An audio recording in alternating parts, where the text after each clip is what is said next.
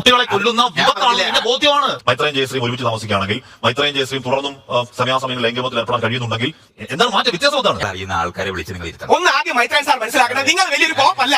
നിങ്ങൾ കുറെ നേരം ഹാഷ്മിയോട് അഹങ്കാരം പറയുന്നുണ്ട്. പക്ഷെ നിങ്ങൾക്ക് മാത്രമാണ് ലോകത്തിൽ അറിവെന്നൊന്നും ധരിക്കരുത്. പല ചർച്ചകളായി ഞാൻ കാണുന്നുണ്ട്. സാറിന് മാത്രമാണ് അറിവ്, ബാക്കിയുള്ളവർക്ക് അറിയില്ലെന്നൊക്കെ പറയുന്നത് ഒരു ചീപ്പ് അഹങ്കാരമാണ്. ബാക്കിയുള്ള ആൾക്കാർക്ക് അറിവേയില്ല, ഞാൻ മാത്രമാണ് അറിവുള്ളവൻ എന്ന് പറയുന്നതിന് എന്തർത്ഥമാണ്? അറിവുള്ള ഒരാൾക്ക് അഹങ്കാരം ഉണ്ടാവില്ല. ഈ പറയുന്ന മൂല്യങ്ങളൊന്നും തന്നെ എന്നെ സംബന്ധിച്ചുള്ള ഒരു മീനിങ് ഇല്ലാത്തതാണ്. ലോകത്തിനെ മനസ്സിലാക്കാൻ ഉപയോഗിക്കേണ്ട ആധുനികമായ ലോകവീക്ഷണങ്ങളുണ്ട്. ആ ലോകവീക്ഷണങ്ങൾ അറിയുന്ന ആൾക്കാരുമായിട്ടാണ് ഡിബേറ്റ്. ഞാൻ ഇത് പ്രൊവോക്കണല്ല, വിവരത്തോടെ പറയുകയാണ്. എല്ലാവർക്കും നമസ്കാരം. ഇന്നത്തെ വീഡിയോയിലേക്ക് സ്വാഗതം. ജനകീയ കോടതി എന്ന ടെലിവിഷൻ പ്രോഗ്രാമിന്റെ ഏറ്റവും ലേറ്റസ്റ്റ് എപ്പിസോഡിനെ കുറിച്ചിട്ടാണ് ഇന്നത്തെ വീഡിയോ. രാഹുൽ ഈശ്വർ, മൈത്രേയൻ, ഹാഷ്മി എന്നിവർ പങ്കെടുത്ത ആ ഒരു ഡിബേറ്റ് പ്രോഗ്രാം. ആ ഒരു പ്രോഗ്രാമിൽ പങ്കെടുത്ത ആളുകളിൽ ആര് പറഞ്ഞ വാദങ്ങളാണ് നമ്മൾ ശരിവെക്കേണ്ടത്? രാഹുൽ ഈശ്വറിന്റെ ഒരു വീക്ഷണത്തിൽ പറയുകയാണെന്നുണ്ടെങ്കിൽ കമന്റ് ബോക്സിൽ ഏറ്റവും കൂടുതൽ ആളുകൾ സപ്പോർട്ട് ചെയ്തിരിക്കുന്ന ആൾ ആരാണോ അയാൾ പറയുന്ന ആളാണ് ശരി. അങ്ങനെയാണ് ഒരിക്കൽ ഈ ബോബി ചെമ്മണ്ണൂരിന്റെ ഇഷ്യൂവിൽ രാഹുൽ ഈശ്വർ വാദിച്ചത്.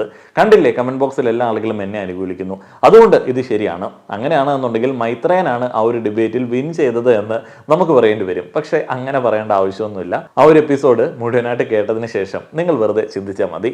ആ ഒരു എപ്പിസോഡിന്റെ കൂടുതൽ കാര്യങ്ങൾ, അതിലെ ചില ചോദ്യങ്ങൾ, ആ ഒരു ചോദ്യങ്ങളിലെ ചില പ്രശ്നങ്ങൾ, അതിനെക്കുറിച്ചിട്ടാണ് ഇന്നത്തെ വീഡിയോ. അതിലേക്കൊക്കെ പോകുന്നതിന് മുൻപായി നമ്മുടെയൊക്കെ ചുറ്റുപാടുകളിൽ നിന്ന് നമുക്ക് റിലേറ്റ് ചെയ്യാൻ പറ്റുന്ന, നിങ്ങൾ മനസ്സിൽ സങ്കല്പിക്കേണ്ട ഒരു സംഭവം ഞാനൊന്ന് പറയുകയാണ്. ഇതെവിടെയെങ്കിലുമൊക്കെ നടന്നിട്ടുണ്ടാവാം. രണ്ട് ചെറുപ്പക്കാർ ജോലിക്ക് വേണ്ടി വല്ലാതെ കഷ്ടപ്പെടുകയാണ്. അവർ നമ്മുടെയൊക്കെ നാടിൻ്റെ ഒരു സാഹചര്യത്തിൽ ജീവിക്കുന്ന ആളുകളാണ്. ഒരു ജോലി നേടുന്നത് എന്തിനു വേണ്ടിയാണ്? സ്ഥിര വരുമാനം, അതേപോലെ തന്നെ ഫാമിലിയെ സാമ്പത്തികമായിട്ട് സപ്പോർട്ട് ചെയ്യുക, കുടുംബത്തിൽ ഒരു സ്ഥിര വരുമാനമുള്ള ബ്രെഡ് വിന്നർ ഉണ്ടാവുക, അങ്ങനെയുള്ള പല പ്രയോറിറ്റികളാണ്. ഇങ്ങനെ പല എക്സാംസും എഴുതി ഫെയിൽ ആയിട്ടുള്ള അവർക്ക് പട്ടാളത്തിൻ്റെ എക്സാം വന്ന സമയത്ത്, സെലക്ഷൻ വന്ന സമയത്ത് അവിടെ സെലക്ഷൻ കിട്ടി. അവർ പട്ടാളത്തിലേക്ക് പോവുകയാണ്. അന്ന് മുതൽ അവർ പട്ടാള ജോലി ചെയ്യുകയാണ്. അതിർത്തികളിൽ വിന്യസിക്കപ്പെടുന്നുണ്ട്. അതേപോലെ തന്നെ പട്ടാളത്തിലെ പല ഡ്യൂട്ടികൾ അവർ ചെയ്യുന്നുണ്ട്. ഏതെങ്കിലും ഒരു പൊസിഷൻ ആയിക്കോട്ടെ, അവർക്ക് നല്ല ശമ്പളവും കിട്ടുന്നുണ്ട്. ഈ രണ്ട് ചെറുപ്പക്കാരായിട്ടുള്ള പട്ടാളക്കാരും കൃത്യമായിട്ട് അവരുടെ ജോലി ചെയ്ത് മുന്നോട്ടേക്ക് പോവുകയാണ്. പെട്ടെന്നൊരു അടിയന്തര സാഹചര്യം വന്നു. ഈ രണ്ടാളുകളും വളരെ കൃത്യമായിട്ട് അവരുടെ ജോലി ചെയ്തു. മാധ്യമപ്രവർത്തകർ അവരോട് ചോദിക്കുകയാണ്, എന്തുകൊണ്ടാണ് നിങ്ങൾക്ക് ഇത് ഇത്ര ഭംഗിയായിട്ട് ചെയ്യാൻ വേണ്ടി പറ്റിയത്? അപ്പോൾ ഒരു പട്ടാളക്കാരൻ, ചെറുപ്പക്കാരനായിട്ടുള്ള പട്ടാളക്കാരൻ പറഞ്ഞു, എൻ്റെ ജോലി ഇതാണ്, ഞാനത് കൃത്യമായിട്ട് ചെയ്തു, എന്നെ ഏൽപ്പിച്ച കാര്യം അതാണ്, ഞാനത് കൃത്യമായിട്ട് ചെയ്തു. ഒരു പട്ടാളക്കാരൻ പറഞ്ഞു, ഞാനൊരു രാജ്യസ്നേഹിയാണ്, ഞാൻ ഈ ഒരു നിമിഷത്തിന് വേണ്ടിയാണ് കാത്തിരുന്നത്, എൻ്റെ രാജ്യത്തിന് വേണ്ടി ഞാനിത് ചെയ്തു. ഈ രണ്ട് ഉത്തരങ്ങളും പരിശോധിക്കുക. രണ്ടാളും അവരുടെ ജോലി കൃത്യമായിട്ട് ചെയ്തു. ആ ഒരു ജോലി കൃത്യമായിട്ട് ചെയ്യാൻ വേണ്ടിയാണ് അവരെ നിയോഗിച്ചിരിക്കുന്നത്. അവർ ശമ്പളം കൈപ്പറ്റുന്നത് അതവരുടെ കൃത്യനിർവഹണത്തിന്റെ ഭാഗമാണ്. എന്നാൽ രണ്ടാമത്തെ ആൾ പറഞ്ഞ ഉത്തരത്തിൽ രാജ്യസ്നേഹം, സേവന മനോഭാവം, മനുഷ്യ സ്നേഹം എന്നിങ്ങനെ കുറേയധികം കാര്യങ്ങളുണ്ട്. ഈ രണ്ടാമത്തെ ഉത്തരത്തിനോടാണ് നമ്മൾ ഇന്ത്യക്കാർക്ക് ഏറെ പ്രിയം. നമ്മളൊരു കൃത്യനിർവഹണം നമ്മുടെ ഉത്തരവാദിത്വത്തിന്റെ ഭാഗമായിട്ട് ചെയ്യുന്നതിൽ പോലും വല്ലാതെ നന്ദി ആഗ്രഹിക്കുന്ന ആളുകളാണ്. നമ്മളതെന്തോ വലിയ കാര്യം കൊണ്ടാണ്, വലിയ മനസ്സുകൊണ്ടാണ് ചെയ്തത്. അത് നമ്മൾക്ക് കാരണവന്മാര് പകർന്നു നൽകിയ എന്തോ വലിയ നന്മ കൊണ്ടാണ് നമ്മൾ അങ്ങനെ ചെയ്തത്. നമ്മളുടെ മതബോധനത്തിന്റെ അടിസ്ഥാനത്തിൽ പഠിച്ചെടുത്ത ധാർമ്മിക മൂല്യങ്ങളുടെ അടിസ്ഥാനത്തിലാണ് അത് ചെയ്തത് എന്നൊക്കെ വെറുതെ അങ്ങോട്ട് തട്ടിക്കളയും. എന്ന് വെച്ച് കഴിഞ്ഞാൽ നമ്മുടെ കൃത്യനിർവഹണത്തിന്റെ ഭാഗമായിട്ട് നമ്മൾ ചെയ്യേണ്ടുന്ന കാര്യം പോലും ആളുകൾക്ക് ഔദാര്യമായിട്ടും നമ്മുടെ എന്തോ വലിയ സേവന മനോഭാവമായിട്ടും ചെയ്ത് കൊടുത്തു എന്ന് വെറുതെ ഇങ്ങനെ പൊള്ളയായിട്ട് നടിക്കാനായിട്ട് ആഗ്രഹിക്കുന്ന ആളുകൾ ഈ ഒരു ചിന്ത മൈൻഡിലിട്ടിട്ട് മൈത്രേയൻ ഉൾപ്പെടുന്ന ജനകീയ കോടതിയുടെ ഏറ്റവും ലേറ്റസ്റ്റ് എപ്പിസോഡ് കാണുകയാണെന്നുണ്ടെങ്കിൽ ഈ ഹാഷ്മിയും രാഹുൽ ഈശ്വറും പറയുന്ന ഈ നന്മ, ധാർമ്മികത, മനുഷ്യത്വം എന്നീ കാര്യങ്ങളെ കുറിച്ചിട്ട് കൃത്യമായിട്ടുള്ള ഒരു ധാരണ കിട്ടും. പലതും വെറുതെ പൊള്ളയായിട്ടുള്ള, വെറുതെ പിടിവാശികളും വെറുതെ പൊങ്ങച്ചങ്ങളുമാണ്. കുട്ടികളെ കൊല്ലുന്ന വിപത്താണെന്ന് ബോധ്യമാണ്. മൈത്രേയൻ ജയശ്രീ ഒരുമിച്ച് താമസിക്കുകയാണെങ്കിൽ മൈത്രേയൻ ജയശ്രീ തുടർന്നും സമയാസമയങ്ങളിൽ ലൈംഗികത്തിൽ ഏർപ്പെടാൻ കഴിയുന്നുണ്ടെങ്കിൽ എന്താണ് മാറ്റം? വ്യത്യാസം എന്താണ്? അറിയുന്ന ആൾക്കാരെ വിളിച്ച് നിങ്ങൾ ഇരുത്തണം. ഒന്ന് ആദ്യം മൈത്രേയൻ സാർ മനസ്സിലാക്കണം, നിങ്ങൾ വലിയൊരു കോപ്പല്ല. നിങ്ങൾ കുറെ നേരം ഹാഷ്മിയോട് അഹങ്കാരം പറയുന്നുണ്ട്. പക്ഷെ നിങ്ങൾക്ക് മാത്രമാണ് ലോകത്തിൽ അറിവെന്നൊന്നും ധരിക്കരുത്. പല ചർച്ചകളായി ഞാൻ കാണുന്നുണ്ട്. സാറിന് മാത്രമാണ് അറിവ്, ബാക്കിയുള്ളവർക്ക് അറിയില്ലെന്നൊക്കെ പറയുന്നത് ഒരു ചീപ്പ് അഹങ്കാരമാണ്.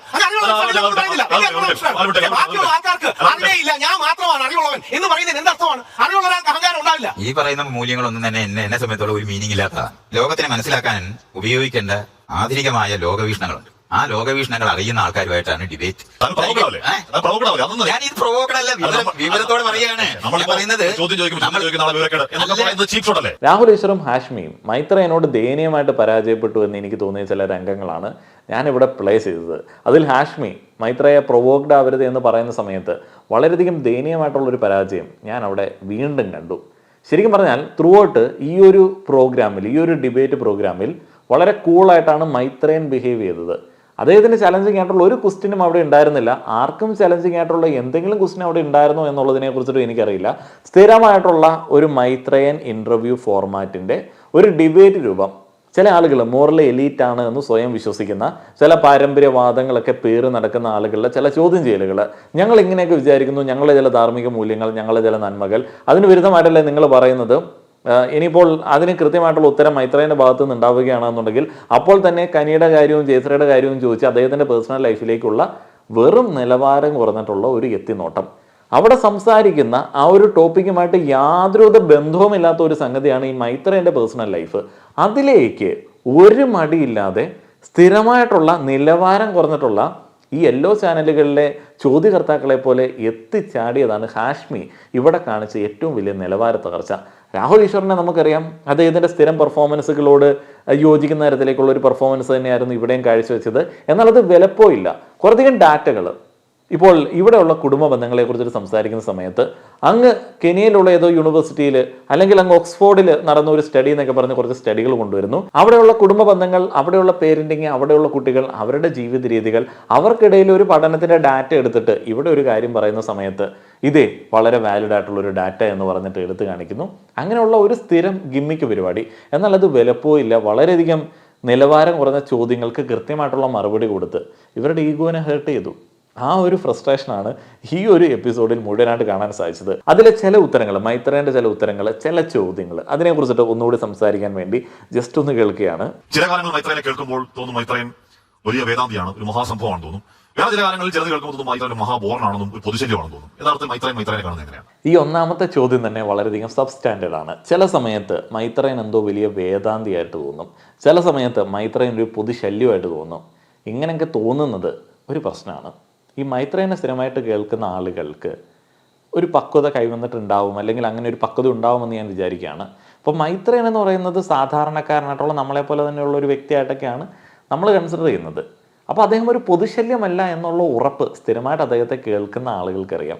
അദ്ദേഹത്തിന് ചില ആശയങ്ങളോട് നമുക്ക് യോജിക്കാൻ പറ്റത്തില്ല. വളരെ ഡീപ്പായിട്ട് എന്തുകൊണ്ട് നമുക്ക് യോജിക്കാൻ പറ്റുന്നില്ല എന്നുള്ളത് ചിന്തിച്ചു കഴിഞ്ഞാൽ നമ്മൾ കുറച്ചൊക്കെ നമ്മളുടെ കാര്യങ്ങളിൽ സ്വാർത്ഥരാണ് എന്ന് മനസ്സിലാക്കാനായിട്ട് പറ്റും. ഇപ്പോൾ കുടുംബ ബന്ധങ്ങളെക്കുറിച്ചിട്ടും ദാമ്പത്യ ബന്ധത്തെക്കുറിച്ചിട്ടും അതേപോലെ തന്നെ പേരൻറ്റിങ്ങിനെ കുറിച്ചിട്ടുമൊക്കെ അദ്ദേഹം പറയുന്ന കാര്യങ്ങൾ ചിലതൊന്നും നമുക്ക് യോജിക്കാൻ പറ്റില്ല. അത് എന്തുകൊണ്ട് യോജിക്കാൻ പറ്റില്ല എന്ന് ഇരുത്തി ഒന്ന് ചിന്തിച്ചു കഴിഞ്ഞാൽ നമ്മളൊക്കെ വളരെയധികം സ്വാർത്ഥന്മാരാണ്. നമ്മുടെ ഇണ, നമ്മുടെ കുട്ടികൾ, നമ്മുടെ കുടുംബം, നമ്മുടെ സമ്പത്ത്, നമുക്ക് ഇങ്ങനെ പോകണം എന്നൊക്കെയുള്ള ചില പിടിവാശികളുണ്ട്. നമ്മൾ അവിടെയൊക്കെ കുറച്ച് സ്വാർത്ഥന്മാരായതുകൊണ്ടും നമ്മളുടെ സ്വന്തം എന്ന് വിചാരിക്കുന്ന ആളുകളുടെ ചില സ്വാതന്ത്ര്യങ്ങളിലേക്ക് നമ്മൾ കടന്നു കയറുന്നത് നമ്മളുടെ ചില തൃപ്തികൾക്ക് വേണ്ടിയാണ് എന്നൊക്കെ നമുക്ക് മനസ്സിലാക്കാൻ പറ്റും. എന്നാൽ നമ്മൾ ആ ഒരു യോജിക്കാൻ പറ്റാത്ത സാഹചര്യത്തെ വേറൊരു രീതിയിൽ ആളുകളുടെ മുൻപിലേക്ക് പ്രസൻറ്റ് ചെയ്യും. അദ്ദേഹം ഇമ്മോറലായിട്ടാണ് ചില കാര്യങ്ങൾ പറയുന്നത്. അദ്ദേഹം കുടുംബ ബന്ധങ്ങൾക്ക് വാല്യൂ കൊടുക്കുന്നില്ല, ബന്ധങ്ങൾക്ക് വാല്യൂ കൊടുക്കുന്നില്ല എന്നൊക്കെ വെറുതെ പറഞ്ഞു കളയും. ശരിക്കും പറഞ്ഞാൽ വ്യക്തി സ്വാതന്ത്ര്യത്തിൻ്റെ ഏറ്റവും പൂർണ്ണമായിട്ടുള്ള ഒരു അവസ്ഥയെക്കുറിച്ചിട്ടാണ് പലപ്പോഴും അദ്ദേഹം സംസാരിക്കുന്നത്. അതിനോട് നമുക്ക് യോജിക്കാൻ പറ്റുന്നില്ല എന്നുണ്ടെങ്കിൽ അതിനെ എതിർക്കാതിരിക്കുക എന്നുള്ളൊരു കോമൺ സെൻസ്, ഒരു മിനിമം മെച്യൂരിറ്റി നമ്മൾ കാണിക്കേണ്ടതുണ്ട്. ചില ആശയങ്ങൾ നമ്മളുടെ ജീവിതത്തിൽ പ്രാവർത്തികമാവാത്തതായിരിക്കാം, അതിനുള്ള സാഹചര്യങ്ങൾ ഉണ്ടായിരിക്കില്ല, അല്ലെങ്കിൽ നമ്മൾ അതിന് റെഡി ആയിരിക്കില്ല എന്നതുകൊണ്ട് അത് പറഞ്ഞ ആൾ മോശക്കാരനാവുന്നില്ല.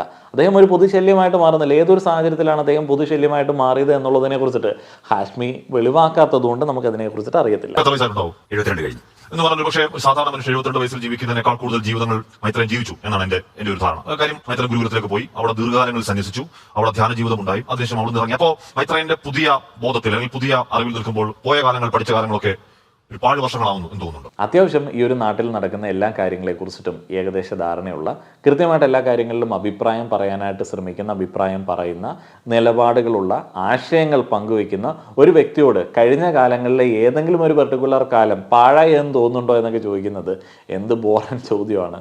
ഇപ്പം അത്യാവശ്യം ബോധത്തോടെ സംസാരിക്കുന്ന ആളുകൾ പറയുന്ന ഒരു കാര്യമുണ്ട്, ഇന്ന് നമ്മൾ ജീവിക്കുന്നു, ഇന്നലെ നമ്മൾ ജീവിച്ചു. എല്ലാ ദിവസവും എന്തെങ്കിലുമൊക്കെ പഠിക്കാനുണ്ടാവും. അപ്പോൾ ഏതൊരു കാര്യവും ചെയ്തത് എന്തിനെങ്കിലും വേണ്ടിയായിരിക്കും, അത് എപ്പോഴെങ്കിലും ഉപകാരപ്പെടും എന്നുള്ളൊരു ചിന്തയൊക്കെ വളരെ ബേസിക്കായിട്ട് അവർക്കുണ്ടാവും. അപ്പോൾ അവിടെ അങ്ങനെ ഒരു ചോദ്യം, അത് പോട്ടെ. ഇനി അടുത്ത ചോദ്യം, മൈത്രൻ കാര്യങ്ങൾ പറയുന്നതിൽ കുറച്ച് വെട്ടിത്തുറന്ന് പറയുന്നതിനപ്പുറം ആലോചനയില്ലാതെ പറയുന്നു എന്നൊരു പ്രശ്നമുണ്ട്. ഞാൻ ചോദിക്കാൻ കാരണം ഏറ്റവും കൂടുതൽ താങ്കളുടെ ഒരു പ്രതികരണം കണ്ടത് ഈ പറയുന്ന സോക്കോൾഡ് മയക്കുമരുന്നുകൾ അതിന്മേലുള്ള ബാൻ നീക്കണമെന്നും അത് ലീഗലൈസ്ഡ് ആക്കണമെന്നും താങ്കൾ നേരത്തെ പറയുന്നില്ലെങ്കിൽ താങ്കൾ ഉദ്ദേശിക്കുന്നത് അതാണ്. അത് കുറച്ച് കടന്ന നിലപാടല്ലേ? അല്ല, എന്തുകൊണ്ടാണ്? അല്പമെങ്കിലും വിവരമുള്ളവരാണെങ്കിൽ അത് അങ്ങനെ ചെയ്യുള്ളൂ. എന്തുകൊണ്ടാണത്? ഒരാലോചന ഇല്ലാതെ പറയുന്നു എന്നുള്ളൊരു പ്രശ്നമുണ്ട്. അപ്പം അങ്ങനെ ഒരു പ്രശ്നമുണ്ട് എന്ന് പുള്ളിക്കാരൻ കണ്ടെത്തി അങ്ങ് പറയുകയാണ്. ആലോചന ഇല്ലാതാണോ പറയുന്നത് എന്നുള്ള ഒരു ഡൗട്ടായിരിക്കാം ചോദ്യകർത്താവിന് ഉണ്ടാവേണ്ടത്. അപ്പോൾ അത് അങ്ങനെയാണോ എന്ന് ചോദിച്ച് മനസ്സിലാക്കേണ്ടതാണ് മിനിമം മര്യാദ. അല്ലാതെ ആലോചന ഇല്ലാതാണ് നിങ്ങൾ പറയുന്നത് എന്ന് അങ്ങ് ഉറപ്പിച്ച് പറഞ്ഞിട്ട് പിന്നീട് ചോദ്യം ചോദിക്കുമ്പോൾ തന്നെ ഇതിന്റെ ഒരു ഡിബേറ്റ് സ്വഭാവമൊക്കെ പലപ്പോഴും കൈവിടുന്നുണ്ട്. നിരോധിക്കുന്ന ഒന്നും തന്നെ ലോകത്തില്ലാതാക്കില്ല. അത് രഹസ്യമായ ഒരു ലോകം ഉത്പാദിക്കും. മനുഷ്യർ ഉപയോഗിച്ചുകൊണ്ടിരിക്കുന്നതായ കാര്യങ്ങളാണ്, അല്ലാതെ ഇത് ആദ്യമായിട്ട് ഇൻട്രൊഡ്യൂസ് ചെയ്യുന്നതല്ല. നമ്മൾ ഈ കാലത്തെ കുറിച്ച് ചിന്തിക്കട്ടെ. ഇപ്പൊ നമ്മൾ ഈ ദിവസങ്ങളിൽ ഇവിടെ പിടിക്കുന്ന റെക്കോർഡ് മൈക്രോസോഫ്റ്റ് നടന്നുകൊണ്ടിരിക്കുകയാണ്. താങ്കൾ 100% വിശ്വസിക്കാം, ഈ കേരളത്തിൽ ഏതെങ്കിലും ഒരു സ്ഥലത്ത്, ഏതെങ്കിലും ഒരു ഉൾഗ്രാമത്തിൽ, ഏതെങ്കിലും ഒരു കുഗ്രാമത്തിൽ ഈ പറഞ്ഞ MDMA എന്ന് പറഞ്ഞ രാസലഹരി കിട്ടാത്ത അവസ്ഥയില്ല. കേരളത്തിലെ ഗവൺമെന്റിനോട് സഹിതം ഞാൻ പറഞ്ഞിട്ടുള്ളതാണ്, നിങ്ങൾ ഈ കേരളം ഉണ്ടാക്കുന്നു. ഈ പറയുന്ന കേട്ടാൽ തോന്നി ഇങ്ങനെ താനെ വന്നതാണ്. ഞാൻ ചാരായം നിരോധിച്ചപ്പോൾ ഞാൻ പറഞ്ഞതാണ് ഇത് ക്രിമിനൽ കുറ്റമാണ് നിങ്ങൾ ചെയ്യുന്നത്. നമ്മൾ സ്ഥിരമായിട്ട് കേൾക്കുന്ന വാർത്തകളാണ് കേരളത്തിലെ ഡ്രഗ് ഉപയോഗത്തെ കുറിച്ചിട്ട്. രാസലഹരികളുടെ ഉപയോഗം ക്രമാതീതമായിട്ട് വർദ്ധിച്ചുകൊണ്ടിരിക്കുകയാണ്. വലിയ അളവിൽ പോലീസ് പലയിടങ്ങളിൽ നിന്നിട്ടും രാസലഹരി പിടിക്കുന്നു. അതേപോലെ തന്നെ പ്രമുഖരായിട്ടുള്ള പല ആളുകളും ലഹരിയുമായിട്ടൊക്കെ പോലീസ് പിടിയിലേക്കാവുന്നു, വാർത്തകൾ വരുന്നു. ആളുകളുടെ ഒരു ഡൗട്ടാണ്, എന്തുകൊണ്ട് ഇതിന്റെ ഉപഭോഗം ഇങ്ങനെ വല്ലാതെ കൂടുന്നു? എത്രയൊക്കെ നിരോധിച്ചിട്ടും ക്രമാതീതമായിട്ട് ഡ്രഗ് ഉപയോഗം വർദ്ധിക്കുന്ന ഒരു സാഹചര്യത്തിൽ അതിനെ തടയാനായിട്ടുള്ളൊരു മാർഗമായിട്ട് വ്യത്യസ്തമായിട്ടുള്ള ഒരു ആശയം പറഞ്ഞ ഒരാളുടെ ആശയത്തിന്റെ പ്രാവർത്തിക തലത്തെക്കുറിച്ചിട്ട് ചർച്ച ചെയ്യാതെ അയാളെ ക്യാൻസൽ ചെയ്യാൻ വേണ്ടിയുള്ള ശ്രമം. അയാളെ ക്യാൻസൽ ചെയ്യുന്നത് എങ്ങനെയാണ്? ധാർമ്മികത, നന്മ, കരുണ എന്നീ കാര്യങ്ങളൊക്കെ വെച്ചിട്ട് ഒരു മാധ്യമ സ്ഥാപനത്തിൽ രണ്ടാളുകൾ ചേർന്നിട്ട് അയാളെ ക്യാൻസൽ ചെയ്യാൻ വേണ്ടി ശ്രമിക്കുകയാണ്. ഏതെങ്കിലും ഒരു എക്സാമ്പിൾ വെച്ചിട്ട്, എന്തെങ്കിലും ഒരു ഡാറ്റ വെച്ചിട്ട് അതിനെ ഗണ്ണിക്കാൻ വേണ്ടിയുള്ള ഒരു ശ്രമം ഇവിടെ നമുക്ക് കാണാനായിട്ട് സാധിക്കത്തില്ല. അല്ലെങ്കിൽ ഏതെങ്കിലും ഒരു രാജ്യത്ത്, ഹാഷ്മി തന്നെ പറയുന്നുണ്ട് 2 or 3 രാജ്യത്ത് ഇത് പ്രാവർത്തികമാക്കിയിട്ടുണ്ട്. ആ ഒരു രാജ്യത്ത് ഇത് പ്രാവർത്തികമാക്കിയതിൻ്റെ അടിസ്ഥാനത്തിൽ ഉണ്ടായ എന്തെങ്കിലും പ്രശ്നങ്ങളെ ചൂണ്ടിക്കാണിച്ചിട്ട് ഇതിനെ ക്യാൻസൽ ചെയ്യുകയാണെന്നുണ്ടെങ്കിലും അല്ലെങ്കിൽ അതിനുവേണ്ടി ശ്രമിക്കുകയാണെന്നുണ്ടെങ്കിലും നമുക്ക് യോജിക്കാൻ പറ്റും. ഇത് വെറുതെ എങ്ങനെ അടിച്ചു പിടിക്കുകയാണ്. അതിനുവേണ്ടി കൊണ്ടുവന്നിരിക്കുന്ന രാഹുൽ ഈശ്വറിനെ അദ്ദേഹം സ്വയം ഐഡന്റിഫൈ ചെയ്യുന്നത് ഞാനൊരു സെൻറ്റർ റൈറ്റ് എവിടെയെങ്ങാണ്ട് നിൽക്കുന്ന ഒരാളാണ് എന്നുള്ളത്. എല്ലായിടത്തും ഫിക്സ്ഡ് ആയിട്ട് ഇങ്ങനെ ഒരു വിശ്വാസത്തിൽ നിൽക്കുകയാണ്. ഏതൊരു പ്രശ്നത്തിൻ്റെയും റൈറ്റും ലെഫ്റ്റും ഒക്കെ ചിന്തിച്ച് വളരെ ഫ്ലെക്സിബിളായിട്ട് ഒരു കാര്യത്തിൻ്റെ മെറിറ്റ് നോക്കി സംസാരിക്കാനായിട്ട് പറ്റും. എന്നാൽ ഇങ്ങനെ പിടിവാശിയോടെ നിൽക്കുകയാണ്, ഞാനിങ്ങനെ സെൻറ്റർ റൈറ്റ് നിൽക്കുന്ന ഒരാളാണ് എന്ന് പറയുന്നത് തന്നെയാവില്ല. ഇപ്പൊ താമരശ്ശേരിയിൽ ഒരു മകൻ അമ്മയുടെ കഴുത്തറത്ത് കൊല്ലുന്നു, തിരുവനന്തപുരത്ത് ഒരു മകൻ അച്ഛന്റെ കഴുത്തറത്ത് കൊല്ലുന്നു. ഈ പറയുന്ന അടുത്ത കാലത്തുള്ള നിഷ്ഠൂരമായ കൊലപാതകങ്ങളൊക്കെ നോക്കിയാൽ ഈ MDMA എന്ന് പറയുന്ന രാസലഹരി അതൊരു ഘടകമാണ്. ഇത്രയും അപ്പൊ അങ്ങനെ ചോര കളിച്ചൊരു കാലത്ത് നിന്ന് അതിന്റെ ബാൻ നീക്കാൻ അത് ലീഗലൈസ് ആക്കണമെന്ന് പറയാമോ? ഊതി പെരുപ്പിച്ച് പറയുന്നത് കാരണം കൊണ്ടൊന്നും ഇതൊരു പ്രശ്നമല്ല. രാജ്യസ്നേഹം പഠിപ്പിച്ചാല് ഇത്രയും തന്നെ ചെയ്യും. അമ്മയും കൊല്ലും, അച്ഛനെയും കൊല്ലും. എന്താ പല സംശയം ഉണ്ടോ? രാജ്യസ്നേഹത്തിന് വേണ്ടി നിങ്ങൾ ആരും എന്തും ചെയ്യും. പരമാവധി അത് നിയന്ത്രിതമായി ഉപയോഗിക്കാൻ പഠിപ്പിക്കുക എന്നുള്ളത് മാത്രമേ ഉത്തരവുള്ളൂ. അതിന് പകരം നിങ്ങൾ ഈ കഞ്ചാവും സാധനം ഒന്നും ഉപയോഗിക്കുന്നില്ലല്ലോ. പട്ടാളത്തിൽ ചേരുന്നവർ ഇതെല്ലാം ചെയ്യുമല്ലോ, കൊല്ലുമല്ലോ, വെടിവെക്കുമല്ലോ, ബോംബ് ചെയ്യുമല്ലോ. അതെങ്ങനെയാണ് ഉണ്ടാകുന്നത്? ആ യുക്തി എന്താ കുഴപ്പം? എന്ത് കുയുക്തി?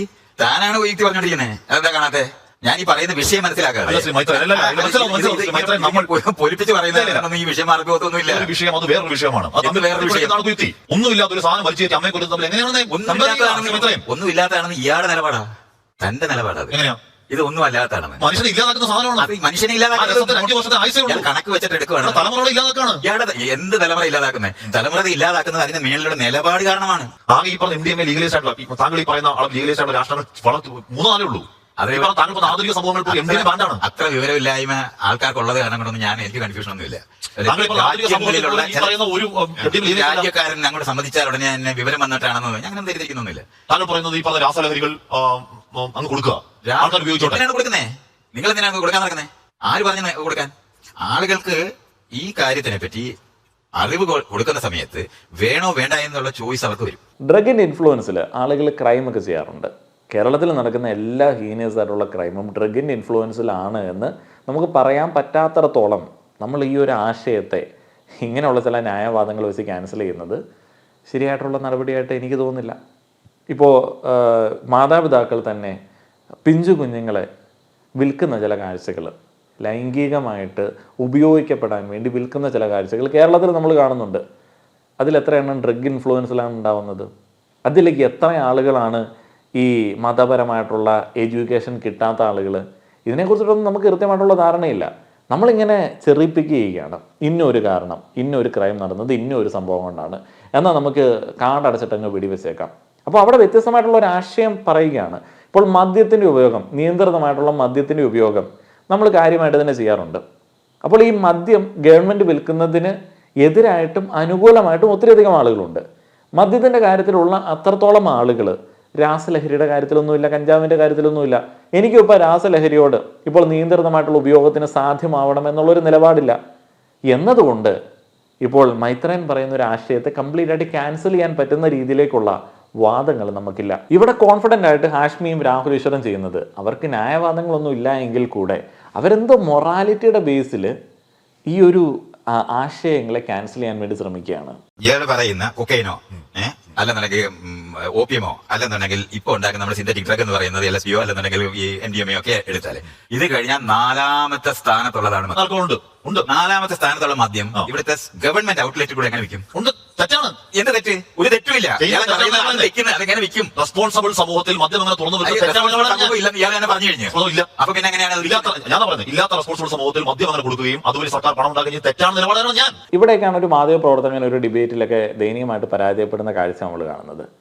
എല്ലാ കാര്യങ്ങളെയും നമ്മളിങ്ങനെ ക്രിട്ടിസൈസ് ചെയ്യുന്ന സമയത്ത് പലപ്പോഴായി എനിക്കൊക്കെ വന്നിട്ടുള്ള ഒരു മിസ്റ്റേക്കാണ്. നമ്മൾ മൊത്തത്തിൽ സമൂഹത്തിന് എന്തൊക്കെയോ പ്രശ്നങ്ങളുണ്ട് എന്നിങ്ങനെ പറഞ്ഞുകൊണ്ടിരിക്കും. ഈ മദ്യം നമ്മുടെ സമൂഹത്തിന് റിസീവ് ചെയ്യാൻ പറ്റുന്ന ഒരു മെച്യൂരിറ്റി ഇല്ല എന്ന് നമ്മളിങ്ങനെ ജനറലായിട്ട് എങ്ങനെ പറയാൻ പറ്റും? വളരെ റെസ്പോൺസിബിളായിട്ട് മദ്യപിക്കുന്ന ഇഷ്ടം പോലെ ആളുകൾ ഇവിടെ ഉണ്ട്. മദ്യത്തിൻ്റെ ഉപയോഗത്തെക്കുറിച്ചിട്ടുള്ള വലിയ കണക്കുകളൊക്കെ നമ്മൾ കേൾക്കാറുണ്ട്. ഇതിൻ്റെ എത്ര ശതമാനമായിരിക്കും റെസ്പോൺസിബിൾ ആയിട്ടുള്ള ഡ്രിങ്കേഴ്സും റെസ്പോൺസിബിൾ അല്ലാത്ത ഇറസ്പോൺസിബിൾ ആയിട്ടുള്ള ഡ്രിങ്കേഴ്സും? അതിനെക്കുറിച്ചിട്ട് നമുക്കറിയില്ല. എന്താണെങ്കിലും വളരെ റെസ്പോൺസിബിളായിട്ട് മദ്യം സേവിക്കുന്ന ഒരു വലിയ കൂട്ടം ആളുകൾ ഇവിടെ ഉണ്ട്. ആർക്കും ശല്യമില്ലാത്ത ഒരു വലിയ കൂട്ടം ആളുകൾ ഇവിടെ ഉണ്ട്.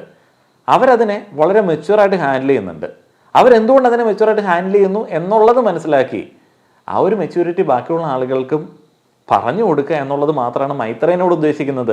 നിയന്ത്രിത ഉപയോഗം എന്നുള്ളൊരു കാര്യത്തെക്കുറിച്ചിട്ടാണ് അദ്ദേഹം പറയുന്നത്. ഹാഷ്മി അവിടെ വീണ്ടും പരാജയപ്പെടുകയാണ്. ഇവിടെ റെസ്പോൺസിബിൾ സമൂഹമില്ല, അതുകൊണ്ട് തന്നെ മദ്യം തന്നെ അവർ ഭയങ്കര മോശമായിട്ടാണ് ഉപയോഗിക്കുന്നത്. ഇനി വേറൊരു ഡ്രഗ് കൊണ്ടേ കൊടുത്തു കഴിഞ്ഞാൽ അവരൊന്നും വളരെ റെസ്പോൺസിബിളായിട്ട് ഉപയോഗിക്കാൻ സാധ്യതയില്ല. നമ്മളിങ്ങനെ വളരെ ജനറലൈസ്ഡ് ആയിട്ട് ഇങ്ങനെ പറഞ്ഞ് മറ്റൊരു അമ്മാവൻ വൈബിലേക്ക് പോകും. രാജ്യസ്നേഹം എന്ന് പറയുന്നത് വളരെ കപടം. ഈ മത തീവ്രവാദം പോലെയാണ് രാജ്യസ്നേഹം. അന്യരെ കൊല്ലണമെന്ന് ആഗ്രഹിക്കുന്നവനെ ആ ലെവലിലെ രാജ്യസ്നേഹിയാവും. I'm proud being an Indian എന്ന് പറയുമ്പോൾ തന്നെ മറ്റുള്ളവനെ വെറുക്കാൻ തുടങ്ങും. നാട്ടിനകത്തെ അധികാരമുള്ളവര് സാധാരണക്കാരും സാധാരണ പട്ടാളക്കാർക്ക് അവരെ കൊണ്ട് പോയി വെടിവെച്ച് പോയി. പാകിസ്ഥാനിൽ മിന്നൽ യുദ്ധം ചെയ്ത് വിജയിച്ചു എന്നൊക്കെ പറയുന്നത് പ്രാകൃതമായ ലോകമാണ്. ഇവിടെ ഈ പറയുന്ന വസുദേവ കുടുംബം അല്ലെന്നുണ്ടെങ്കിൽ അതിർത്തികളില്ലാത്ത വിശാലമായ ദേശം, അല്ലെങ്കിൽ രാഷ്ട്രത്തിന്റെ പേരുകളൊന്നും ഇല്ലാത്ത വിശാലമായ ദേശം എന്നൊക്കെ നമുക്ക് പറയാം. അത് നടപ്പാക്കാൻ താങ്കൾക്ക് അറിയാം. ഉട്ടോപ്യൻ സ്വപ്നമാണ് താങ്കൾക്ക് അറിയാം. എന്ത് ഉട്ടോപ്യൻ? ചുമ്മാ അസംബന്ധം എന്നോട് ഞാൻ പറയുന്നത് അതിർത്തികൾ നാട്ടിനകത്ത് രാജാവ് ഉണ്ടായിരുന്നല്ലേ? ഞാൻ ചോദിച്ചോട്ടെ? ഇയാൾ ചോദിച്ചു ഇല്ല. ഇവിടെ ശാക്തിക ചേരികൾ കൂടുതൽ ബലപ്പെടുന്ന കാലത്ത്, രാഷ്ട്രങ്ങൾ കൂടുതൽ ശക്തമാകുന്ന കാലത്ത് അതിർത്തികളില്ലാത്ത വിശാലമായ സാമ്രാജ്യം ഒന്നും ഉണ്ടാവാൻ പോകുന്നില്ലെന്നും മൈത്രേയൻ നന്നായി അറിയാം. അറിഞ്ഞൂടാ. തന്നെ പോലുള്ള വിഷയവിവരമില്ലാത്ത മാർക്ക് മാത്രമുള്ള നിലപാടാണ്. അപ്പൊ താങ്കൾ ഇപ്പോൾ പ്രതീക്ഷിക്കുന്നു ഇന്ത്യയുടെ പാകിസ്ഥാൻ അതിർത്തികൾ മായാൻ പോകുന്നു, അമേരിക്കയുടെ കാനഡ മെക്സിക്കോ അതിർത്തികൾ മായാൻ പോകുന്നു, വിശാലമായ സ്വർഗ്ഗം ഉണ്ടാകാൻ പോകുന്നു, താങ്കൾ വിശ്വസിക്കുന്നു? ഞാൻ വിശ്വാസം എന്നുള്ള ആളല്ല, വിവരമുള്ള ആളാ. അപ്പൊ ഇത് താങ്കൾ കരുതുന്നു? അറിയുന്ന ആളാ. താങ്കൾ കരുതുന്നു അങ്ങനെ സംഭവിക്കുന്നില്ല? അതിനുവേണ്ടി ജീവിക്കുന്ന മനുഷ്യനാണ് ഞാൻ. അത് വെറുതെ ജീവിതമാണ്. തന്നെ പോലുള്ള ഇതുപോലെ ഇങ്ങനെ വാദിക്കുന്നവർക്കുള്ള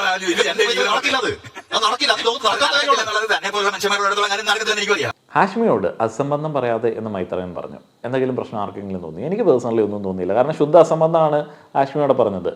ഈ അതിർത്തി എന്നൊക്കെ പറയുമ്പോഴത്തേനെ ഇന്ത്യ പാകിസ്ഥാൻ്റെ അതിർത്തിയിൽ കെട്ടിയ ഒരു വേലി, അല്ലെങ്കിൽ പാകിസ്ഥാൻ ഇന്ത്യയുടെ അതിർത്തിയിൽ കെട്ടിയ ഒരു വേലി, അത് പൊളിക്കുന്ന ഒരു സാഹചര്യം, അതിനെക്കുറിച്ചിട്ട് മാത്രം ചിന്തിക്കുന്ന ഇടുങ്ങിയ ചിന്താഗതി കൊണ്ടാണ് ഈ അതിർത്തികളെ കുറിച്ചിട്ടൊക്കെ വല്ലാതെ ഇങ്ങനെ പേടിയോടെ ഓർക്കേണ്ടി വരുന്നത്. രാഷ്ട്രങ്ങൾ ശക്തി പ്രാപിക്കുന്നു, അതിർത്തികൾ ഉണ്ടാവുന്നു. ഈ അതിർത്തികൾ ഇത്ര സ്ട്രോങ് ആയിരുന്നു എന്നുണ്ടെങ്കിൽ നമുക്ക് ഈ ഒരു അതിർത്തി വിട്ട് പോകാനായിട്ടൊന്നും പറ്റത്തുണ്ടായിരുന്നില്ല. ഇവിടെ നിന്ന് ഉപജീവനത്തിന് വേണ്ടി മറ്റ് രാജ്യങ്ങളിലേക്ക് ചേക്കേറിയിട്ടുള്ള, അവിടെ നിന്ന് അവധിക്ക് നാട്ടിൽ വരുന്ന, അവിടെ നിന്ന് നാട്ടിലെ കാര്യങ്ങൾക്ക് വേണ്ടി പണം അയക്കുന്ന ആളുകൾക്ക് ഈ ഒരു അതിർത്തികളൊന്നും വലിയ പ്രശ്നമായിട്ട് തോന്നാറില്ല. അവർ ജീവിക്കുന്നുണ്ട്. ഇപ്പോൾ ലോകമേ തറവാട് എന്നുള്ള രീതിയിലേക്ക് അവർ പോകുന്നുണ്ട്.